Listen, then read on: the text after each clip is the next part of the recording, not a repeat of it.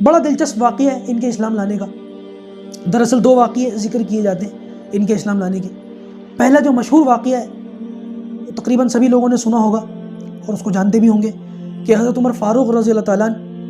دراصل دین اسلام شروع میں اس کی دعوت چل رہی تھی، لیکن کفار کا غلبہ تھا مکے کے اندر، تو دین اسلام کی جو دعوت تھی وہ زیادہ بڑے پیمانے پر نہیں چل رہی تھی.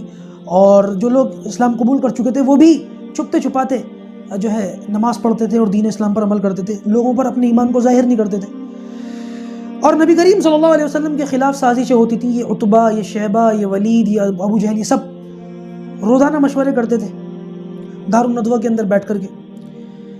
تو ایک موقع پر حضرت عمر فاروق رضی اللہ تعالیٰ ان کا دین اسلام لانے سے پہلے کا واقعہ ہے. ان کے بہن بہنوئی کے بارے میں آتا ہے. سعید ان کے بہنوئی تھے، فاطمہ ان کی بہن تھی، اور ایک لونڈی کا بھی ذکر آتا ہے ان کی باندھی تھی، وہ بھی ایمان لے آئی تھی، اس کی بھی تماچے مارتے تھے اس پر بھی، کیونکہ دین اسلام کے تعلق سے زیادہ ان کو جانکاری تھی بھی نہیں.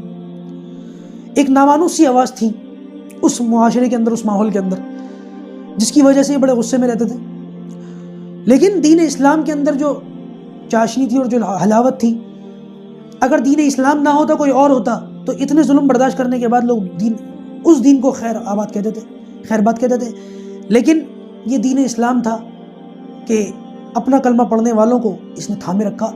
اور ایک بھی مثال ہمیں ایسی نہیں ملتی مکی دور کے اندر کہ جن کے اوپر ظلم کیا گیا ہو، ستایا گیا ہو، اور ان کی کمر سے نکلنے والی چربی سے ان کی آگ بجھی ہو، جن آگ کے جو ہے شعلوں پر ان لوگوں کو گھسیٹا جا رہا ہو، ان لوگوں کی کمر جل گئی ہو اور ان کی چربی نکلی ہو اور اسی چربی سے وہ آگ کے شعلے بجھے ہوں، لیکن پھر بھی انہوں نے دین اسلام کو نہ چھوڑا ہو. ایسی ایک بھی مثال نہیں ملتی. نہیں چھوڑا، بالکل نہیں چھوڑا. بہرحال حضرت عمر فاروق رضی اللہ تعالیٰ عنہ کے تعلق سے یہ بات ملتی ہے کہ یہ لوگ بیٹھ کر کے اسی طریقے سے مشورے کر رہے تھے اور نبی کریم صلی اللہ علیہ وسلم کے خلاف سازشیں کر رہے تھے. تو ان کا گزر ادھر سے ہوا تو انہوں نے بڑے غیرت مند لہجے میں کہا کہ تم لوگ روزانہ باتیں کرتے ہو، تم لوگ معاذ اللہ کوئی اٹھ کر تم میں سے محمد کا کام تمام کیوں نہیں کر دیتا؟ معاذ اللہ معاذ اللہ. تو کسی نے کہا کون کرے گا؟ تو اس پر کہتے ہیں کہ میں کر دیتا ہوں.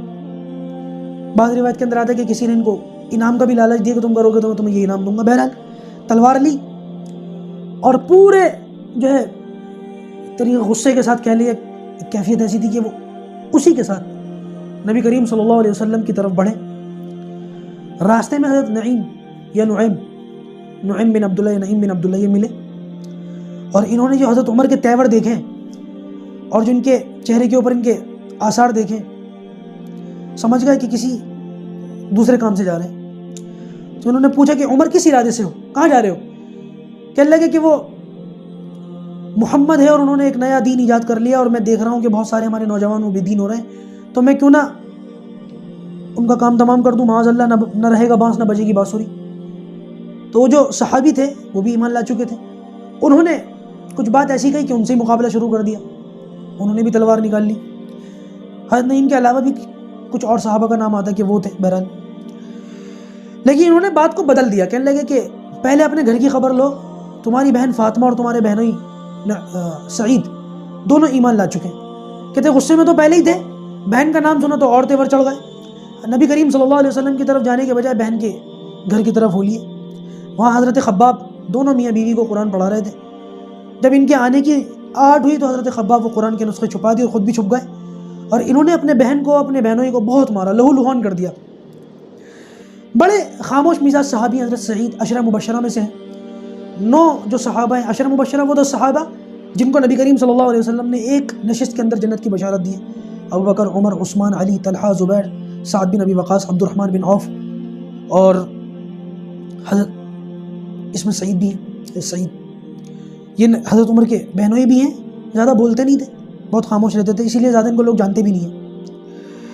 بہرحال ان کو بھی مارا، انہوں نے بہن کو بھی مارا. بعض روایت کے اندر آتا ہے کہ بہن کو مار نہیں رہے تھے، وہ بیچ بچاؤ کے چکر میں بہن کے ہاتھ لگا تو وہ بھی دور جا کے گری، ناک سے یا بہرحال منہ سے خون نکلا. اور اس موقع پر انہوں نے کہا کہ عمر تم ہمیں جان سے بھی مار دو تو ہم اس دین کو چھوڑنے کے لیے تیار نہیں. بہرحال بہن کے منہ سے یہ جرأت مندانہ، وہ بھی خطاب کی بیٹی تھی، وہ بھی عمر کی بہن تھی بھائی، جب ان کے منہ سے یہ کلام سنا اور ان کے منہ سے یہ خون بہتا ہوا دیکھا تو ان کا غصہ ٹھنڈا ہوا اور بہن سے کہنے لگے کہ وہ کلام لاؤ جو تم پڑھ رہی تھی، مجھے بھی پڑھ کے سناؤ. حضرت عمر فاروق رضی اللہ تعالیٰ عنہ اس زمانے کے، اس معاشرے کی، اس سوسائٹی کے جو لوگ تھے اس کے اندر کچھ ہی لوگ تھے جو پڑھے لکھے تھے. حضرت عمر جو ہے ان پڑھے لکھے لوگوں میں ان کا شمار ہوتا تھا. سارے پڑھے لکھے لوگ نہیں ہوتے تھے. سارے لوگ جو ہے اکثر و بیشتر وہ کیونکہ امی قوم تھی اور سارے کے سارے جو ہے وہ پڑھے لکھے نہیں ہوتے تھے. کچھ لوگ ایسے ہوتے تھے. حضرت عمر کے بارے میں آتا ہے کہ یہ ان پڑھے لکھے لوگوں میں سے تھے. تو انہوں نے اپنی بہن سے کہا وہ نسخہ لاؤ میں اس کو پڑھنا چاہتا ہوں.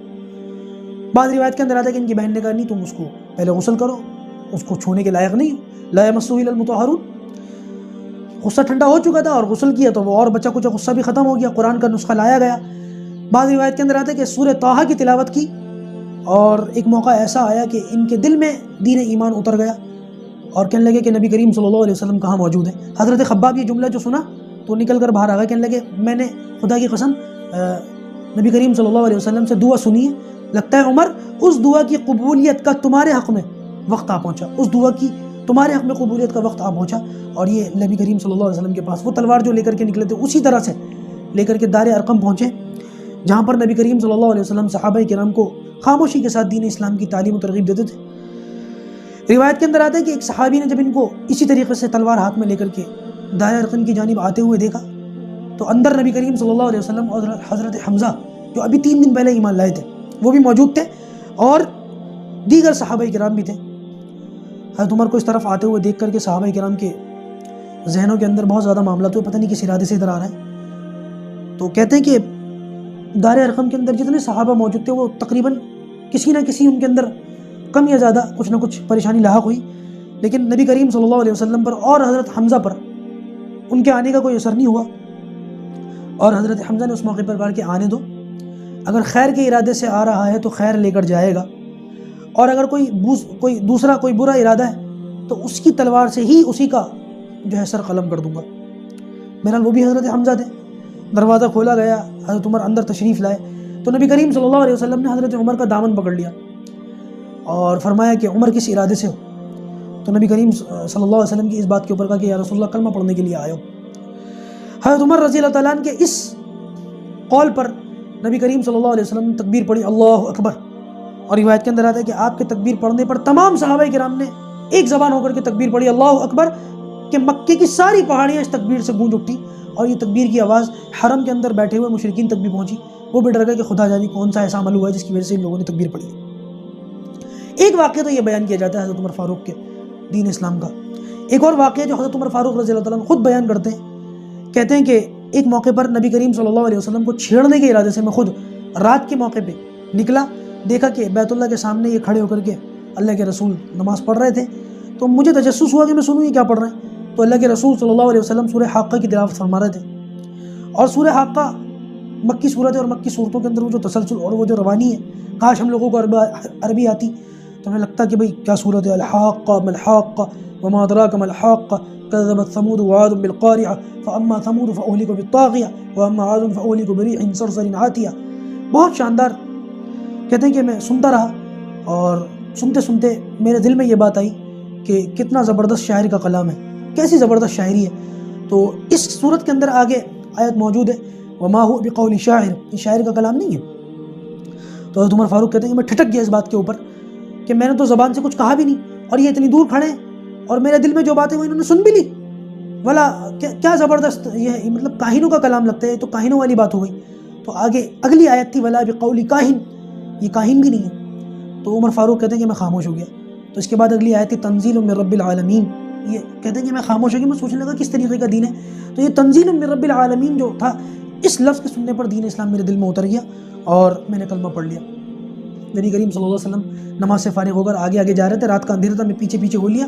تو اللہ کے رسول صلی اللہ علیہ وسلم نے پوچھا عمر کس ارادے سے میرے پیچھے ہو؟ تو کہنے لگا کہ یا رسول اللہ میں کلمہ پڑھنے کے لیے آپ کے پیچھے آ رہا ہوں. یہ دوسرا واقعہ خود عمر فاروق رضی اللہ عنہ بتاتے اپنے کلمہ پڑھنے کا. بہرحال واقعات دونوں ملتے ہیں.